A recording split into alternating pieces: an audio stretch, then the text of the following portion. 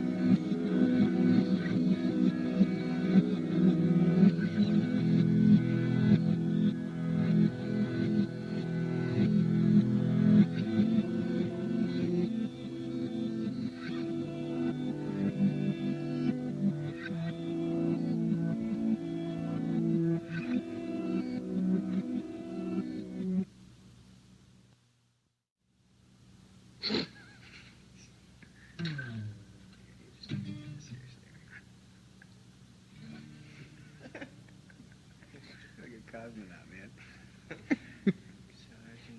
Houston. Hang on, no, we're all right. All right. All right. How's that? Good, man. It's probably wrong.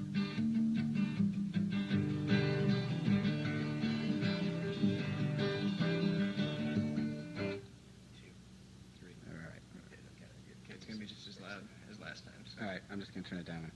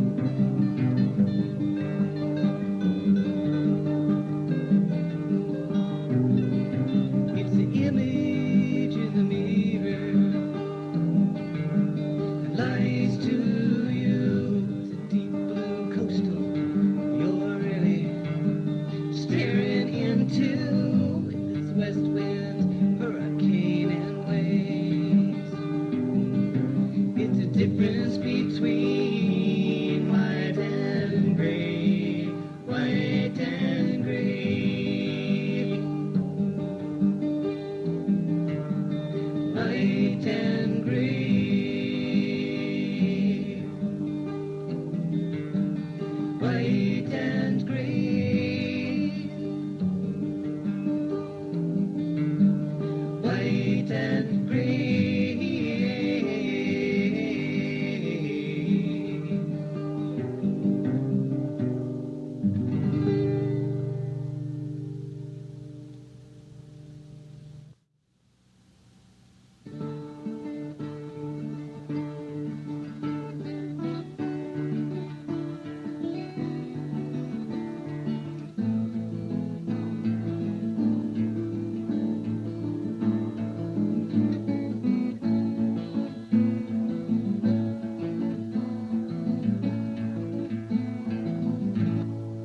Dressed in the dark,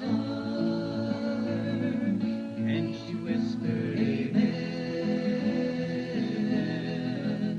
She was pretty and pink like a young girl again. 20 years married, and she never thought twice. Was she sneaked out the door and walked into the night.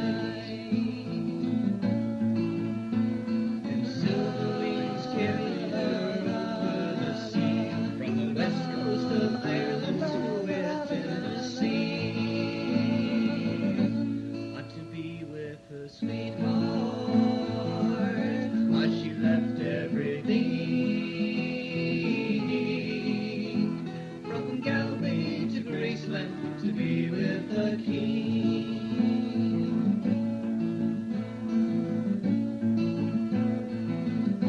She was humming Suspicion. That's a song she liked best. She had Elvis' I Love You tattooed on her breast. When they landed in Memphis, so fast. Well, she dreamed for so long now she'd see him at last. And she was down by his graveside day after day, and comfort and time would drag her away. But to be with her sweetheart, but she left everything. From Galway to Graceland to be with the King.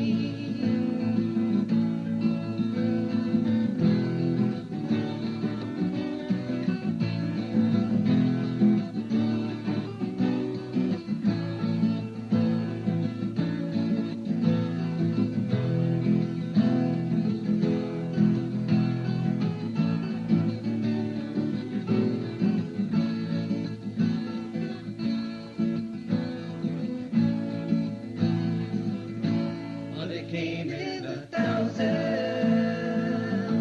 from the whole human race to pay their respects at his last resting place.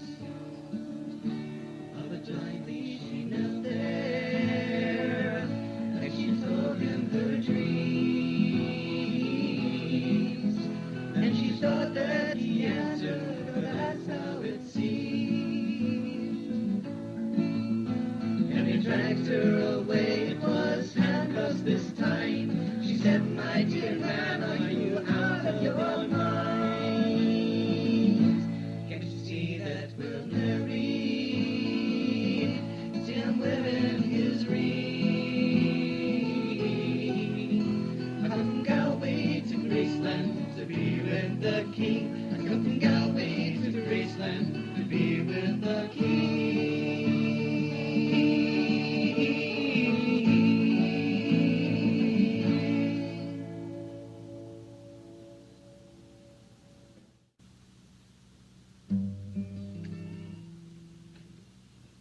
Just thinking for real hard or what?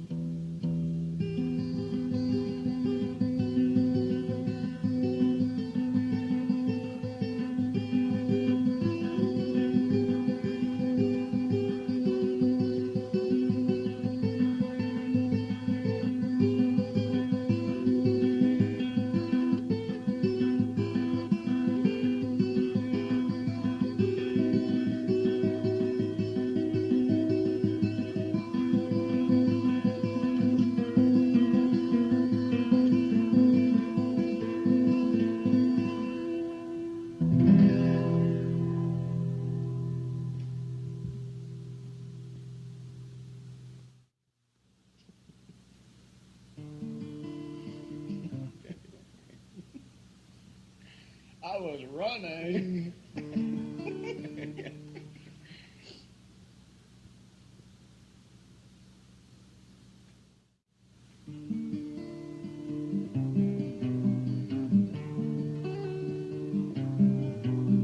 She is a shark in a cocktail dress, and he's one of those Oakland Al Capone types. They spy one another. True fabricated love. He enjoys her body, and she loves the way he touches her.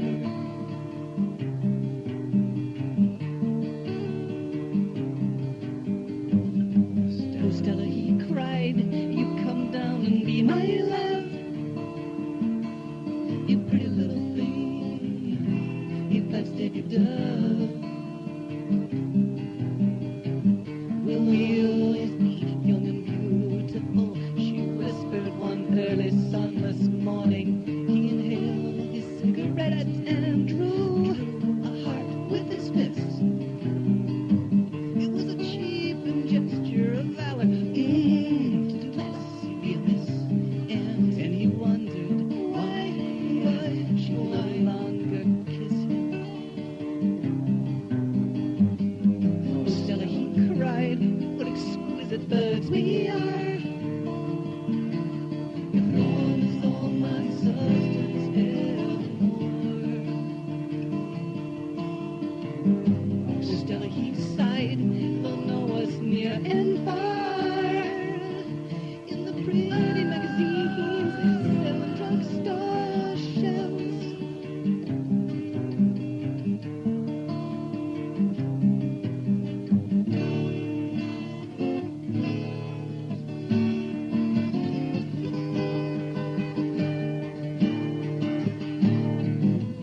They had loved together, they had loved forever. Their affair was caught in simple frames. They had loved forever, they had loved together. Oh, it was a simple drizzle mistaken for a heartbreak. It was a simple drizzle mistaken for a heartbreak.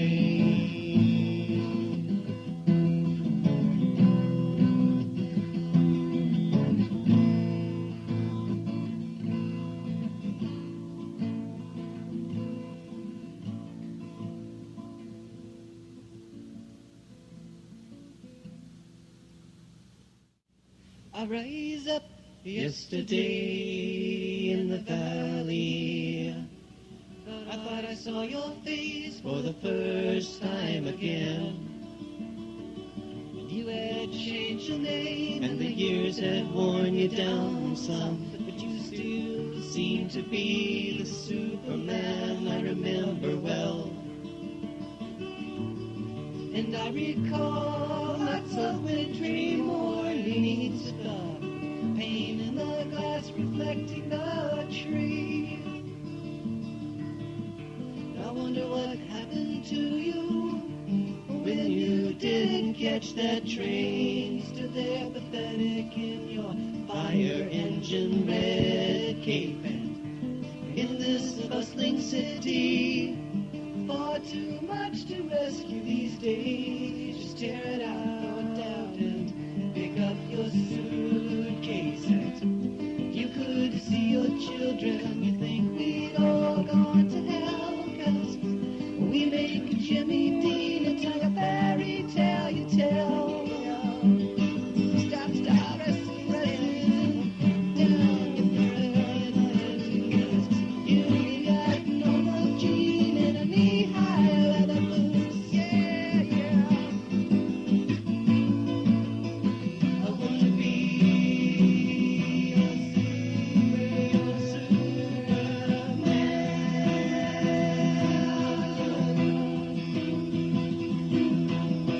Eclectic guy who reads of black and white. Give us logistics, statistics, and contains a site to ease my X-ray vision. Come on now and tell me if you're able. Cut the crap and put my cards right on the table. You alone can save my life. You alone can save my life. I want to be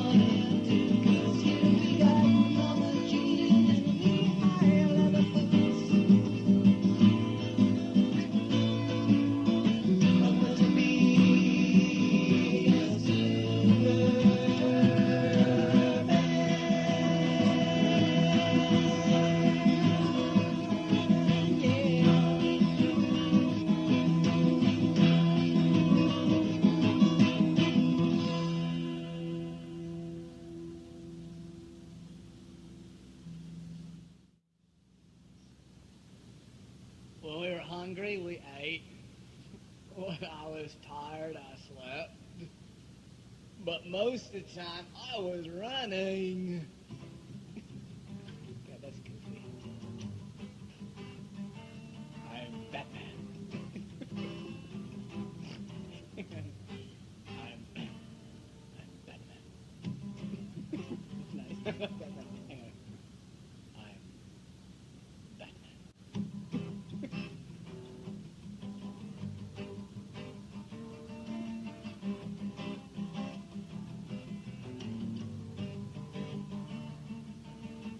Some people dye their hair, well, that's not for me.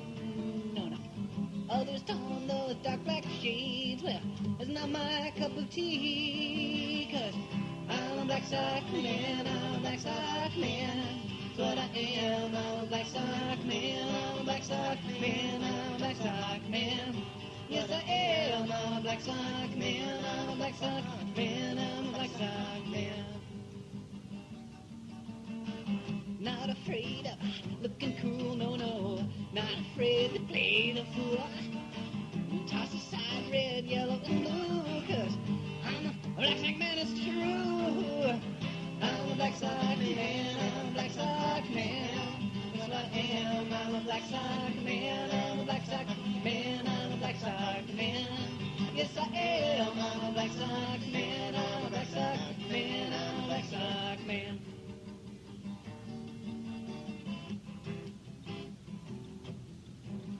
Hey, man. Yeah. What, man? Come on. Well, she left you, right? Yeah. Did she take your car? Hey, she can have my car and drive it real far. She can have my jet and park it next to her new bed. She can have my car and drive it real far. She can have my What jet about your- and park it next what to her about your new dog? bed. She can have my dog. It don't matter to me at all. She can have my cat and my sad.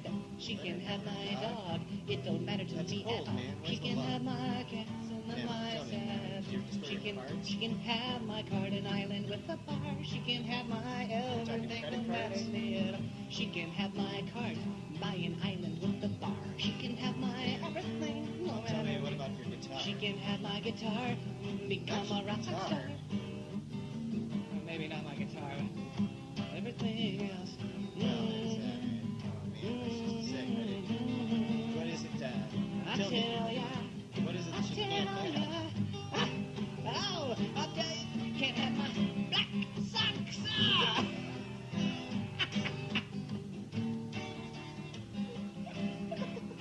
Woo, yeah. What is it about these socks? I understand you're nice. And I understand you're excited. I tell you, it's not the way that they look, it's not the way that they feel. It's just a singular mood, yeah, hanging on to what's real, what's real.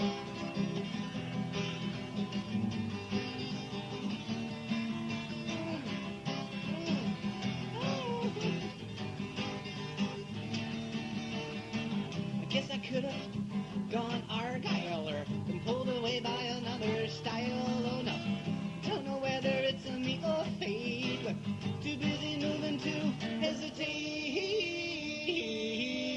I'm a black sock man, I'm a black sock man. Yes, I am, I'm a black sock man, I'm a black sock man, I'm a black sock man. Yes, I am, I'm a black sock man, I'm a black sock man, I'm a black sock man.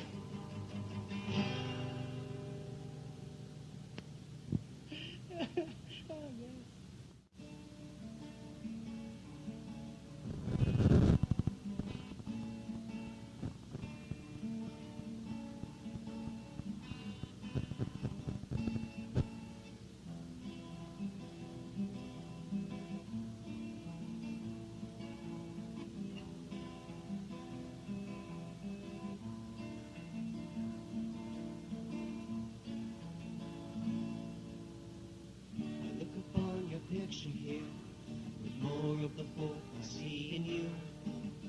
'tis the land that I can touch. Here in my heart its beats are such. Yet I know that there's so much more that lays behind those shades of natural brown. I look up and down, you surround me. It exists beyond what my eyes can see, and it lifts me up to the mystery. It takes me places I want to be, and it teaches me to believe in the path of the stream. I do believe that we are bound for the sea. I do believe all that is a force in nature fixes paper boats and we stay the course. The streets are not such simple things as I think. Origin, my heart is flame.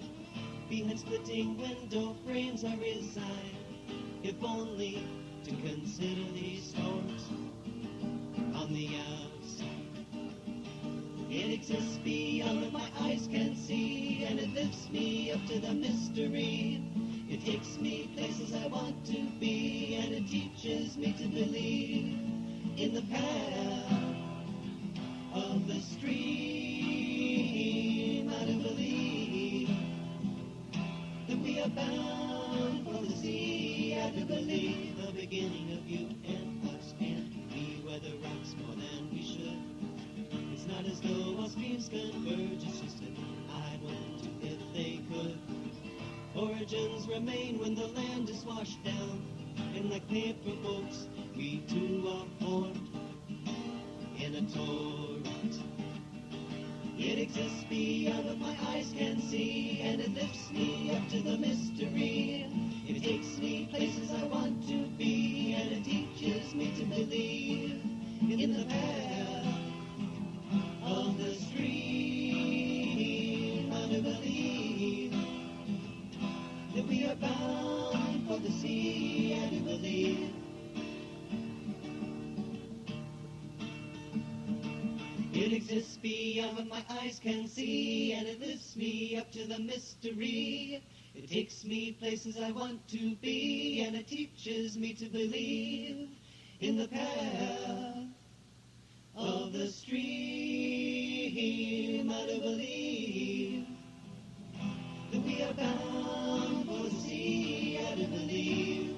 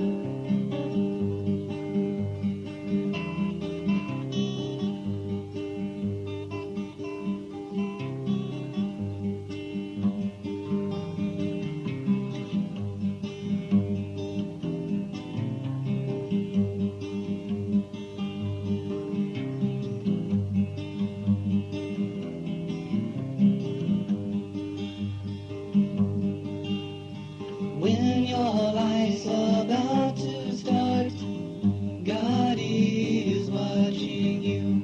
And when you have a shattered heart, God is watching you. When you're a slave and when you're freed, God is watching you. When what you call love is really need, God is watching you. God is watching you. God is watching you.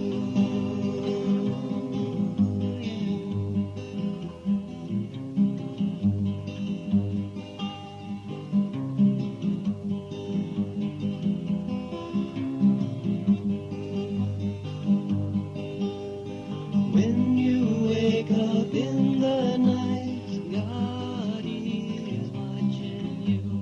When you're dancing in the light, God is watching you. When you don't need to use force, God is watching you. When you don't ever feel remorse,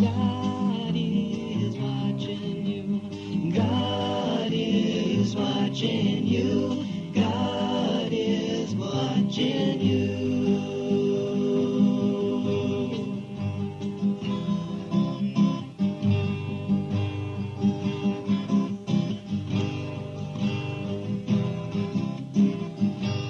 When you're a hero to us all, God is watching you. And when you take that fated fall, God is watching you. And when you hide your head in the sand, God is watching you. And when you find a brand new man, God is watching you. God is watching you. God is watching you.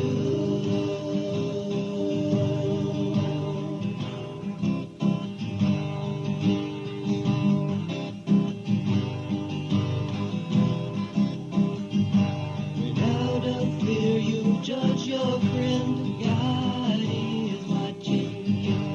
When you let a stranger in, God is watching you. When you always have to win, God is watching you. When love requires that you give in, God is watching you. God is watching you. God is watching you.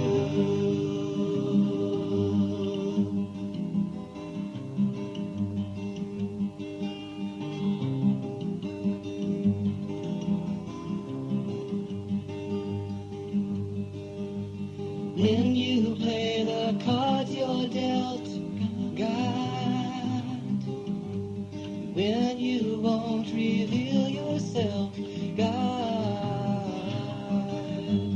When you believe enough to die, God. And when you say your last goodbye, God is watching you. God is watching you. God is watching you. God is watching you.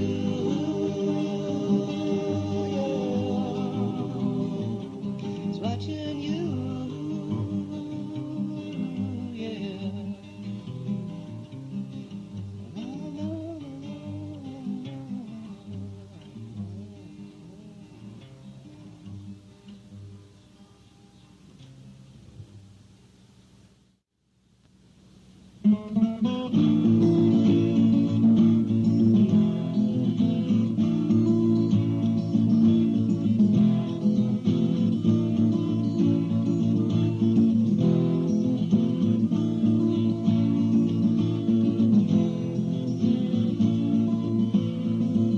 Living up on Salisbury Hill, I could see the city lights.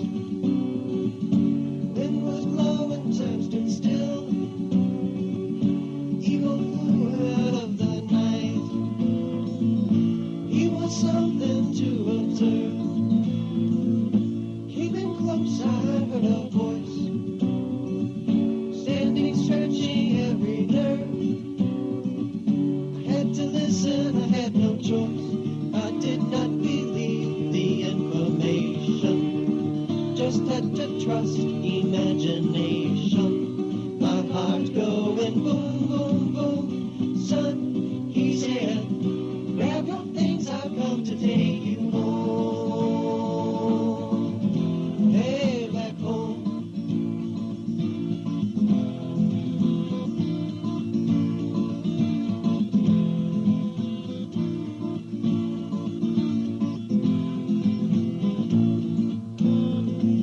To keep in silence, I resigned.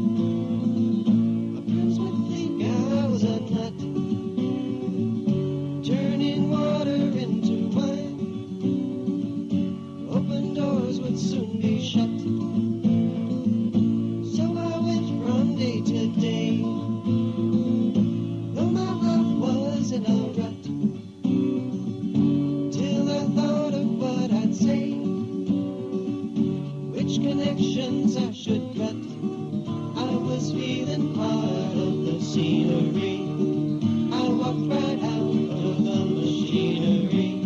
My heart going boom, boom, boom. Hey, he said, grab your things, I've come to take you home. Hey, back home.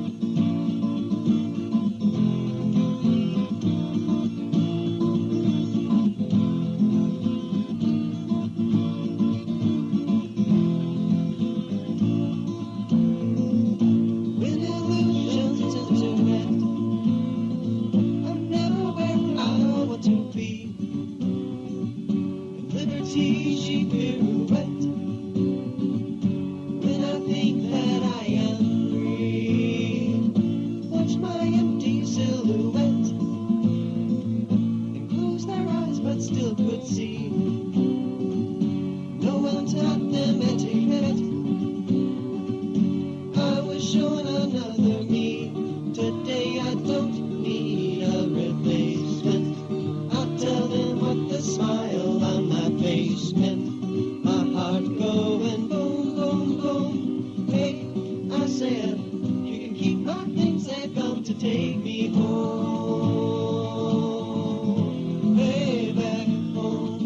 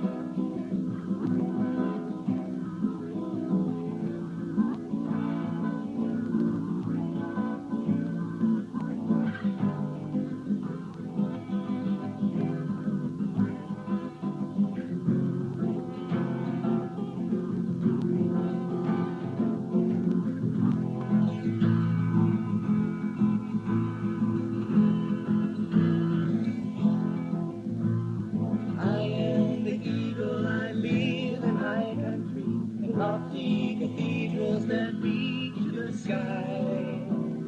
And I am the hawk, and there's blood on my feathers. The time is still turning, they soon will be dry. And all who see me and all who believe in me, trust in the feeling I feel when I fly.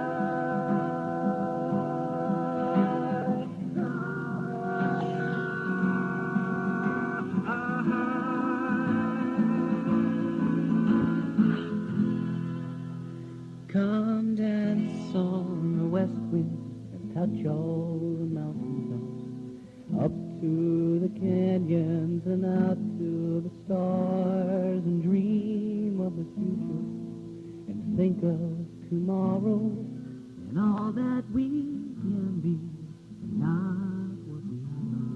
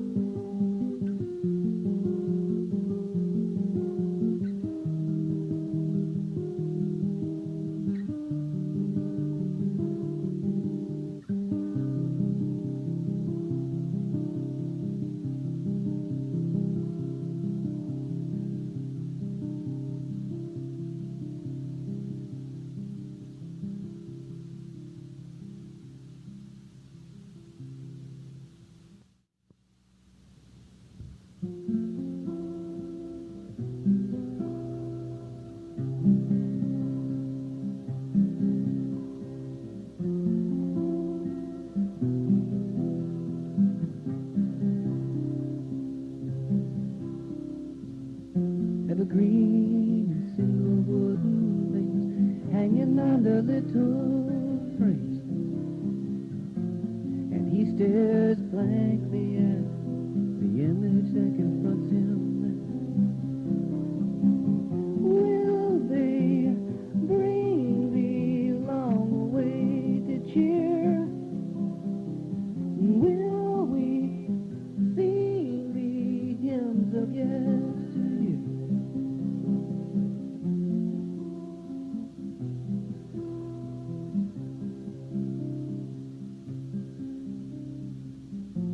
An empty corner, bowing with the braided ice.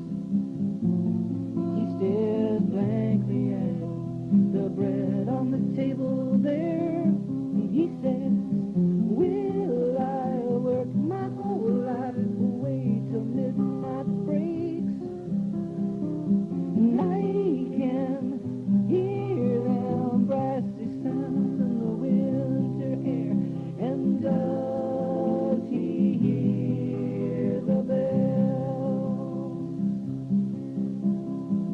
I'd like to think that that man there, yeah, I'd like to think that that good man there hears the bells.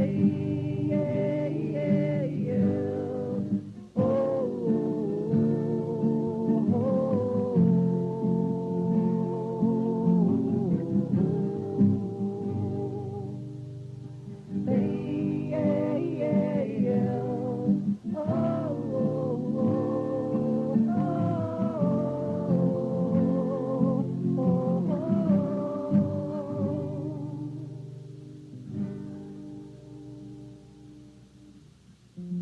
slowly, silently, she opens those bright lights. She stares blankly at the objects suspended high above her eyes there. She'll forge meaning and discard some truth for higher ground, or she'll weigh the world and make purchase flesh by the pound. She just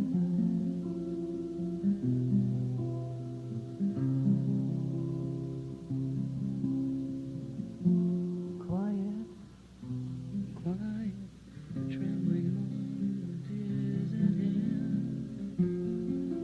He holds her tired frame,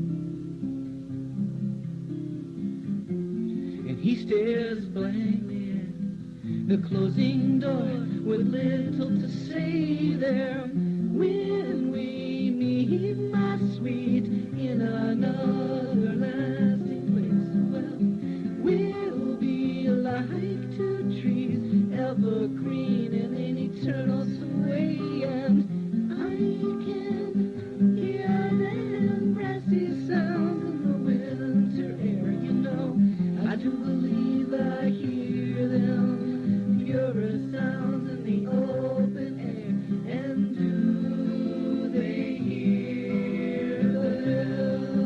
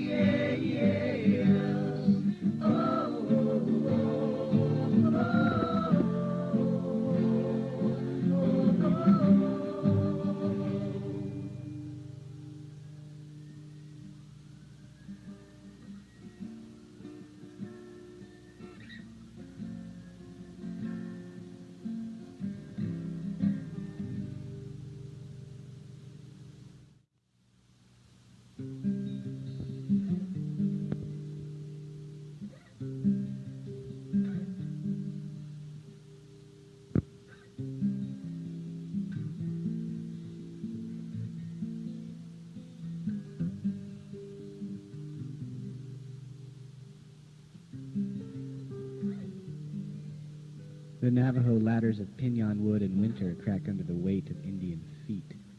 Atop the adobe with its earthen skin stands the sentient Navajo man purveying his world.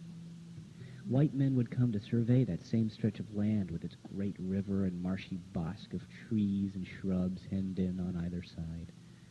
They would measure it and quibble over it, portion off its sacred contents like so many separate organs, and then slice into it with fences these great, proud, white hunting men. One type of man purveys while the other surveys. It is the difference between gazing out upon one's world to be cognizant of it, on the one hand, and preying upon the earth in order to consume it, on the other. And after all, there is a lot of land to be had out there in the native home of the Navajo, in the reapportioned world which is now New Mexico. Like all manner of men and perspective, time has a way of encroaching upon the human will, upon men's ways of seeing things. And one day, very soon, a stretch of earth known as New Mexico will cease to be, along with the white man and his instruments of segregation. A moment is coming when no man's foot will fall upon the clay floor, and the world will have swallowed us all, Navajo and white, along with our fences. What then? The earth will mend her frame and brighten her blue canopy. She will erode man's legacy and rust until every invention, both benign and obtuse, will have flowed down her rivers and collected at the very bottom of her oceans. She will stretch out her tired frame in the marshy bosque and notice that underneath the roots of a young pinon tree, all of the elements of sentient life are cultivating yet again. And then, perchance, she will remember all that has happened before and wrench that little tree from the ground.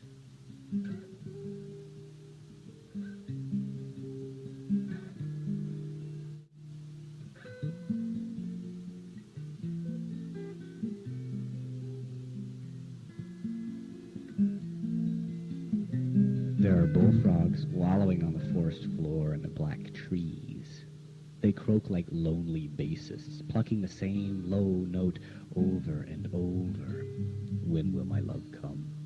Where is she tonight? My love, my love. They gather at the embankment of the Eno River and dip their webbed palms into the echoing water. The barred owl is perched high above. He hears their melancholy ruminations and ruffles his stiff feathers and twists his swiveling neck until his face exhibits that well-learned, sullen grimace. Indeed, he huffs indignantly, who makes this ruckus on such a clear evening? Indeed, who? Pellets of light swell and fall, and swell and flash and fall into silent crescendos, these quiet fireflies with their blinking tails. So much sound washes into the staunch pines until the recesses of the movement twinkle near a distant stump and then vanish forevermore. The gleaming moon licks at the river, its yellow image leaving rippled imprints into the water. But the great hunter cares nothing for his place on the forest floor. His impregnable will is the straight and gleaming arrow taut on the arching bow. I will drive this into the heart of the doe, this my slick arrow. There is a release, a thwap, a hum and a hiss, a jilting spasmodic lurch, and finally a low and definitive thump. My love, my love.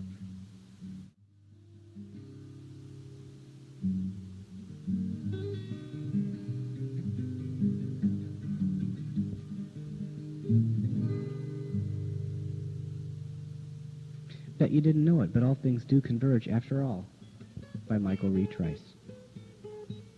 There is this rite of passage, an open doorway into the world of the educator, of the teacher, and it is called the Parent-Teacher Conference. It typically transpires late in the month of October, around the same season in which the Salem witch trials occurred, although there is no connection. And for the first-year teacher, this marks a particularly, shall we say, interesting time. Oh, we all maintained at one time or another the image, you know the one that filled the space of your heart, a picture of brilliant lesson plans, so thought-provoking, so riveting, so prolific, that we would be asked to submit them to, who knows, maybe journals, periodicals, or to the Hall of Fame for teaching excellence. I think that one of those actually exists in Detroit. Or is that for baseball? Anyway, we imagined classes which were daily brimming over with the always attentive and always alert student who desires to spend countless hours engaging in the life of the mind. We didn't take into account the fact that she comes from a broken home, or has a disabled brother, or never learned how to study, or is generally frustrated by the world. What were we thinking? The ideal always looks pristine in a picture frame, but in the world of action, of lived education, the practical is much more complicated and, thankfully, more challenging.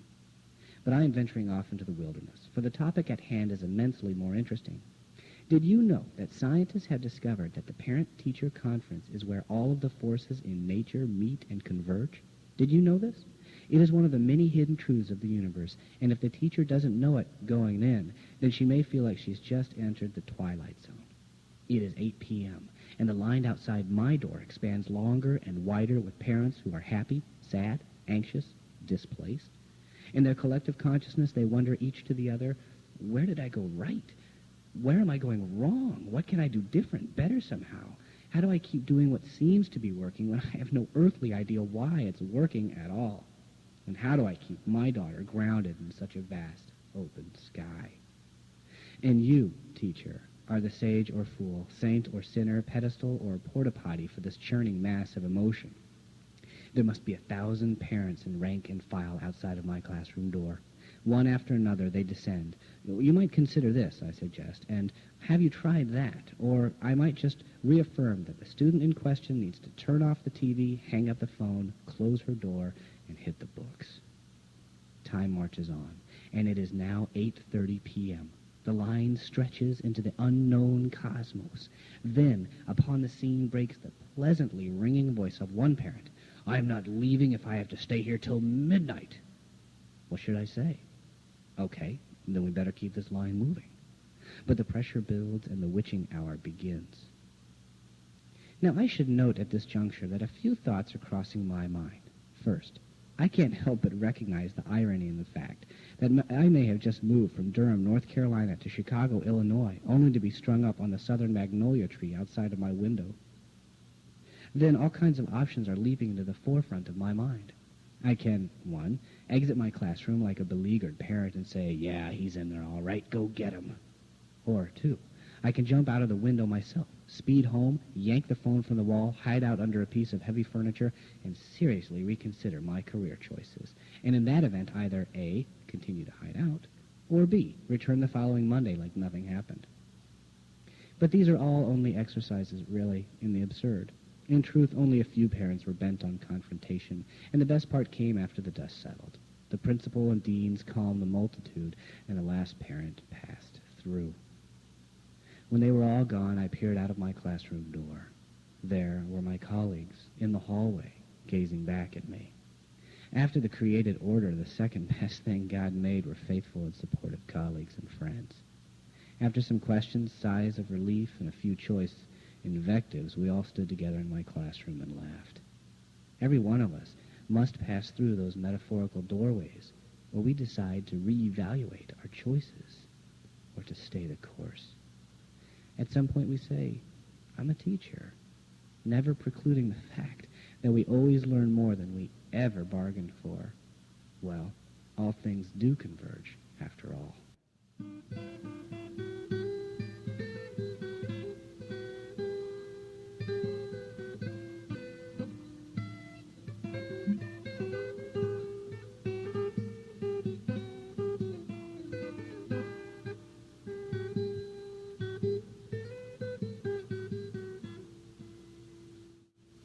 The Hush of Our People by Michael Reed Trice. I dreamt last night of a Thanksgiving afternoon on the forest floor with my grandfather.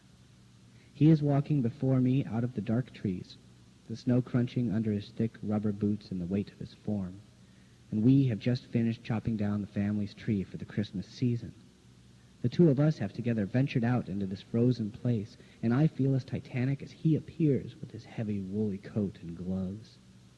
My meager tugging on the uppermost branch offers little assistance, and Pop must shoulder the burden of the tree's clout at its trunk. Finally, the crunching sound diminishes, and he turns to me with that special look. I can see the laughter mounting at the corners of his eyes and mouth. That was the expression which he and I held in common. It was an acknowledgement of our connection, of our belonging intimately to one another. Pop and I, we were a people. He is grinning. Sometimes it helps to go with the river, Michael. He spoke slowly and with a thoughtfulness that imprinted the finer import of his words upon my consciousness. Our moment was a tiny jewel, a lesson regarding the inner workings of the world. My grandmother was a 5-foot-1-inch stick of dynamite. I can recall innumerable discussions while sipping steaming tea and watching the deer munch fallen apples in the early morning, or when we nibbled grilled cheese sandwiches at the kitchen table. I could see her embroidering silently in that stuffed blue chair with that magnifying gadget strapped to her head. The thick lens drooped over her eyes. From her doorway, she always looked as though she were involved in a very complicated and delicate life-saving operation. She had once dreamt of becoming a physician, and given a kinder era, she would have done just that. But in the 1920s, my grandmother's lofty dreams were pinned down by larger social forces. When she approached her father, he scoffed at the idea, and she found herself hard-pressed in even convincing him to send her to 4 years of college. She appeased her dream by becoming a volunteer nurse at St. Joseph's Hospital in Baltimore, Maryland, where she worked for the better part of 30 years. In fact, she was on her way to that same hospital the morning she died. She curled up quietly on her kitchen floor and went to sleep. Her loss was a terrible and poignant lesson to me about the frailty of the mortal coil. Still, I like to think that in her sewing chair she imagined herself a fine surgeon indeed, with a whole team of male nurses hanging on her every word and stitch. I hope she took pleasure in life's moments of subtle irony. I sometimes feel that I revisit these scenes too often, that I have a kind of obsession with the voices of my people. But then I recall the Greek philosopher who wrote that one never steps into the same river twice. He is correct, for my interpretations of these tender memories are always refreshed, even if my connection with the voices is but a monologue now. The stings of death are numbered among the living. In our dreams, sweet people, who visit us in our sleeping hours, you purge us of the heartache and the 1,000 natural shocks which grew in your passing and now in your absence. Standing at my grandparents' graves, I find it difficult to find comfort. Their frames lay forever, side by side, in the heavy ground. I do not yet understand the silence of my people. I ponder the intimate moments these two shared and how the consummation of their love brought about my own wanderings here on the forest floor. I yearn to reach for them and tenderly rub my hands and arms across their faces. They are only a few feet from me now, but the constraint of both earth and time between us feels like an unbreachable chasm of infinite depth and width. Are the sparks extinguished? Is there only vapor and nothing more? I want to ask them questions again about the ebb and flow of the water, and thereby cross over this unrelenting hush of time and space. Why must I remember to go with the river? Sometimes. Their voices are relegated to my memory, where I speak to them without the benefit of their response, and laugh with them without their company. I must content myself with those nights when their kind words come to me in my dreams. Such voices now reside solely in the hush of our people, in the unmerciful silence that is the river.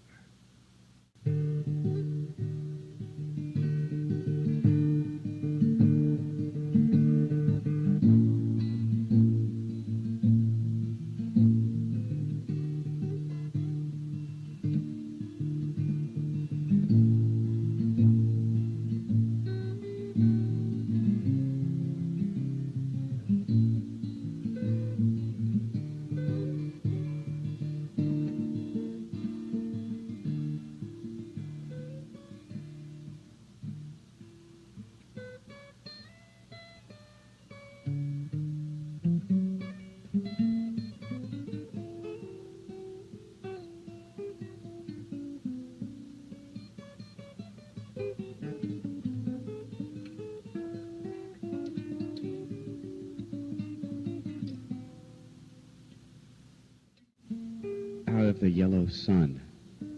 If the world would reclaim her voice, if she would clear her husky throat and blast from the furnace all of the dust that collected there, if again she would raise the highest peaks with molten breath, and with a hastening gale of dissent reclaim her charred form, then I would like to imagine that the ensuing silence would contain an expansive hope, and that nature would restrict the replenishment of her surface to the eternal hush of grain in the autumn breeze.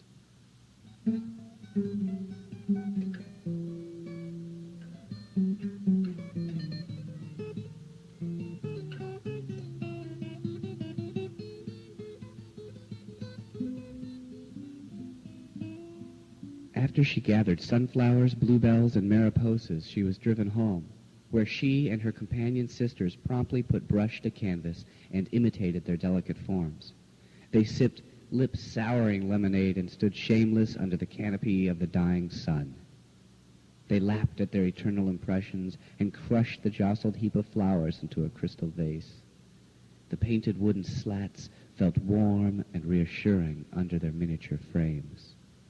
A bell clanked in the yard, and the sight of its owner initiated bursts of giggle fits.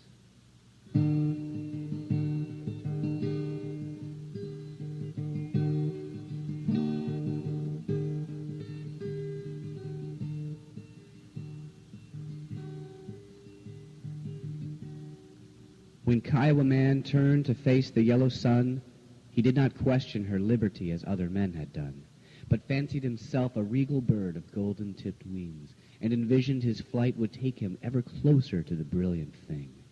For so long he woke in darkness to welcome in her rays, he waited in those black hours and then would lift into the day, and never again bear the knowledge of the splintering loss of light, but ascend ever higher beyond the ever-encroaching night.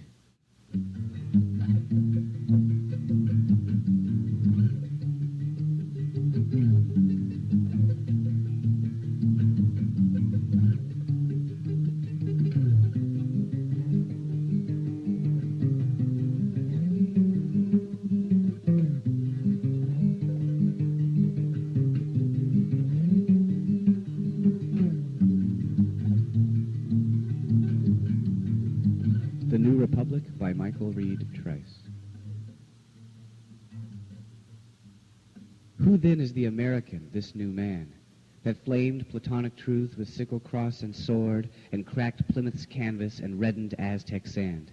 Who purveyed Raleigh's Eden and shucked his rankled core to mount from St. Augustine to Jamestown's sickly build and shine across black waters as a flame upon a hill? Who raised the curtained columns and buttressed the pliant feet that bore our Roman Lazarus upon his marshy soil, and strained against the breadth and pull of other men's conceit? Who enlightened old discovery by mishandling fortune's coil? Who rooted human weakness with a reinforcing frame and clasped that worded marrow in the young American clay? Who then is the American, this new man, that transformed noble savage into instrumental slave, and thrust ivory pillars with teeming black hands atop the very earth where impunity saw them slain? Who hammered lasting liberty in declaration's bell? Who told her once at dusk when freedom's young or felled?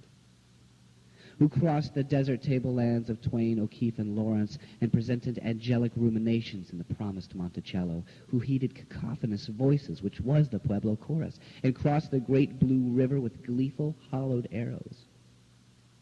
Who willed to mate the sterling hopes of human time and temper with the dreams of shirking masses lapping at the shores to enter?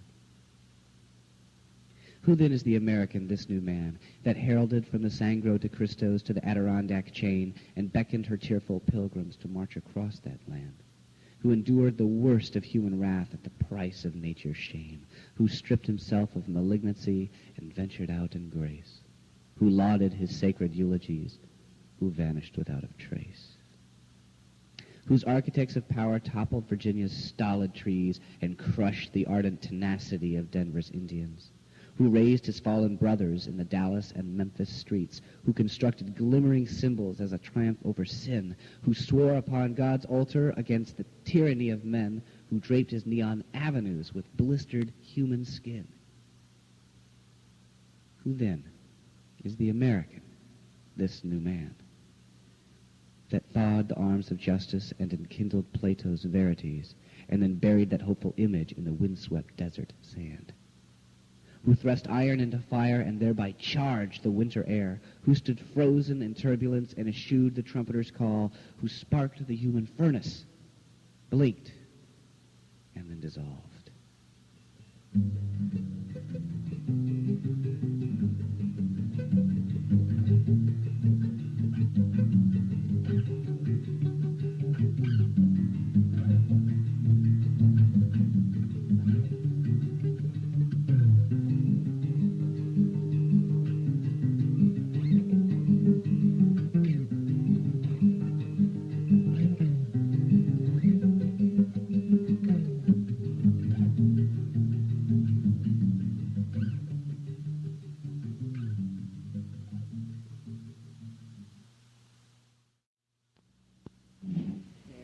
BP. B. PP. Gracious sakes, Lord knows you'll get an A. We were running.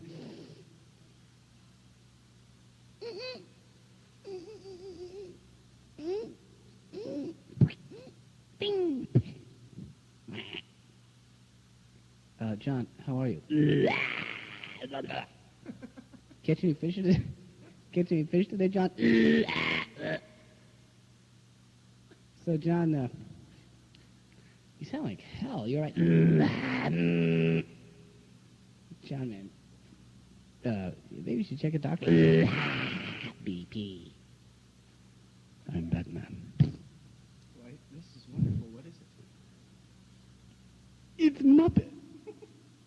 It's Muppet. Near. Far?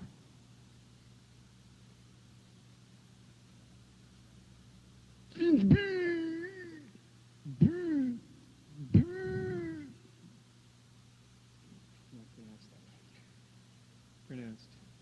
Lens. Lens.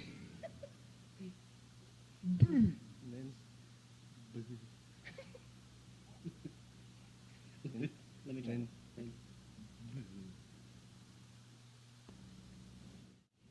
I'm here today with a local favorite, a man who has esteemed himself not only in the professional and private world, but he has also become a role model to youth across this great nation, as well as 47 other countries. He has the capability of making sounds that are unique in every way imaginable. I'd just like to open the floor. Can we have a round of applause for Mr. Daryn Holtz?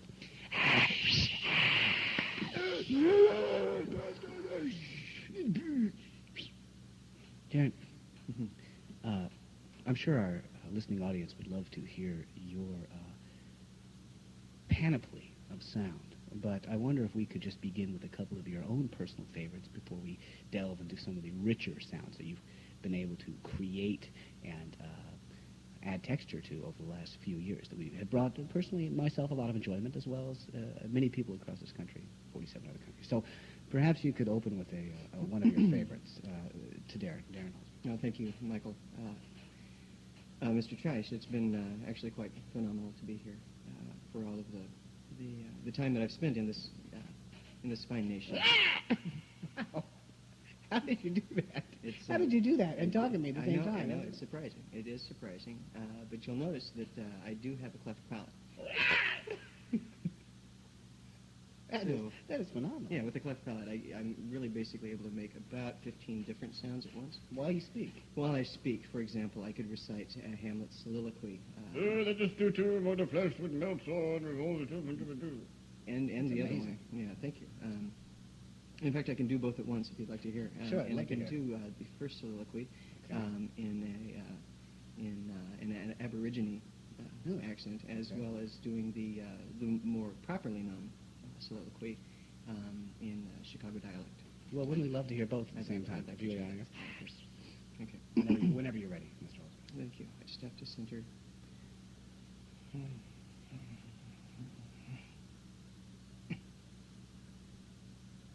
To be or not to be, that is the question.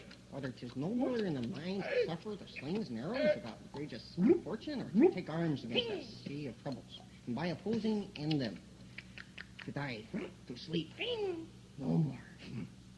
That is quite amazing. Thank you. Really, to do both with that and clarity, I think, and precision. That's a key. That's a key to actually, that's a trick to doing Is it and really? I think if people would practice that a little bit more. Coming from Kansas, I have incredibly good diction. as well as enunciation and tonal color is something that we're basically renowned in 47 countries as well as this. Well, let me.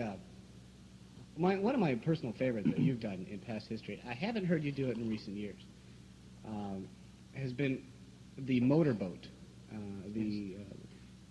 The motorboat on the one hand, on Elephant Butte in Albuquerque, or outside of Albuquerque, New Mexico, and then on the other, it was the Chevy Big Block 350 engine. And I'm personally impressed when you do both. Again, I'm sure the cleft palate aids you in that. But I wonder if you could demonstrate that for us. Well, and this, being a non-syllabic, non-phonemic sound, is really unfair to say that you've been impressed by this, but certain people have different reactions. So, so yes, the outboard motor as well as the Chevy engine. Okay. Let me center just for a second. I have to vocalize a little bit. Lynn's Wow. Is that Gaelic? Actually, no. That's again, it's a vocalization. It's a phonemic. Phonemic, phonemic syllable. Lynn's That's okay. All right, you're looking good. All right. Well, we're ready. Okay.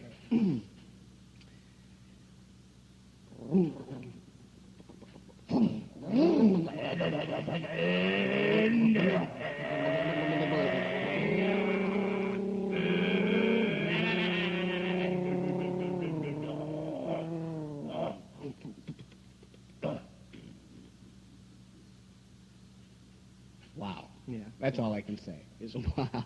That really is impressive. So, finally, we don't have a lot of time left in the show, but I would love to hear some of your, again, one of my personal favorites. You've in the past been able to demonstrate a real adeptness with certain bird calls in particular. I'm certain entomologists love you for that particular reason, but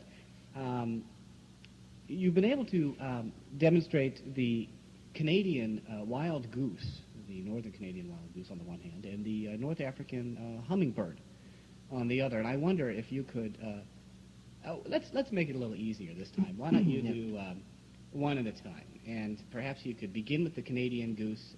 Is this the 5 or 10 pound Canadian goose? I can do either one. It's easier, of course, to do a heavier bird. I see, heavier. Why is it easier to do a heavier bird? The heavier bird, essentially, you can feel yourself.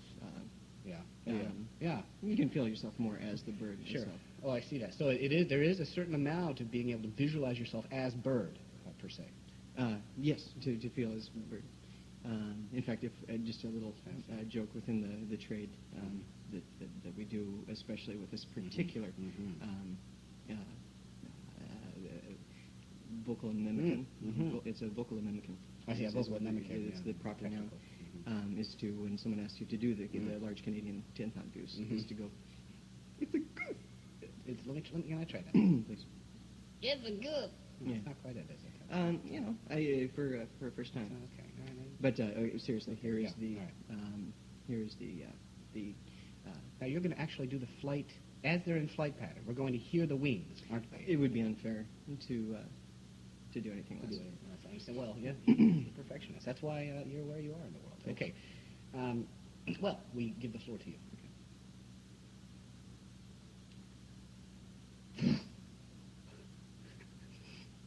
Excuse me.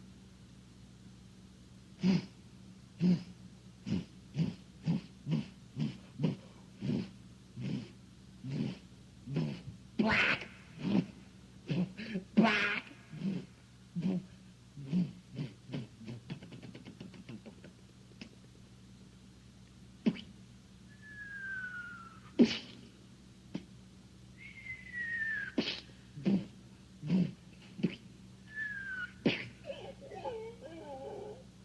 Tremendous. Thank you. Tremendous.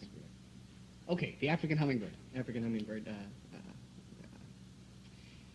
Really, I learned this one earlier. You were talking about etymologists or entomologists or etiologists, and which all three groups, I think, to say that they love me would be, Magna College. Sorry, my bad. would be the love would be really an appropriate term. Love. Yeah. Okay, good. The hummingbird. Then. No, the hummingbird, yes, of course. Okay, 1 second, please.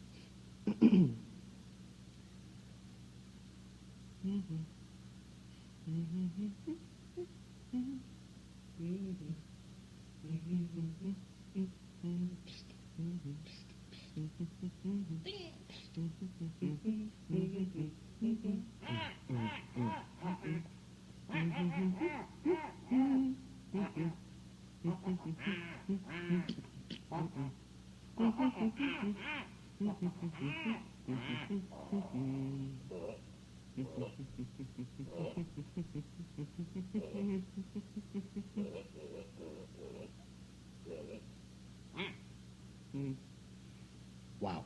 Again, tremendous, really exceptional work. Let's hear it for Mr. Daryn Holder.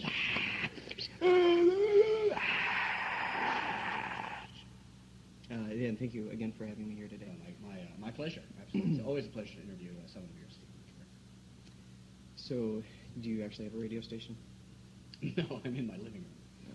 And as well are you.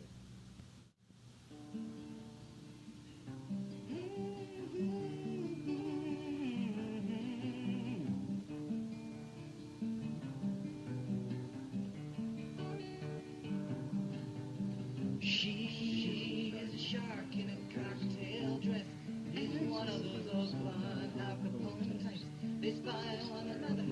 True fabricated love. He enjoys her body and she loves the way he touches her.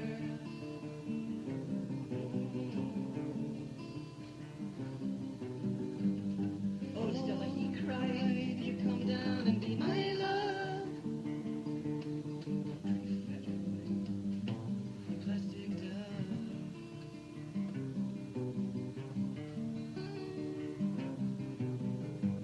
We'll always be young and beautiful, she whispered one early sunless morning. He inhaled a cigarette and a heart with his fist. It was a cheap gesture of valor. Let's be in this. And you wondered why kiss him.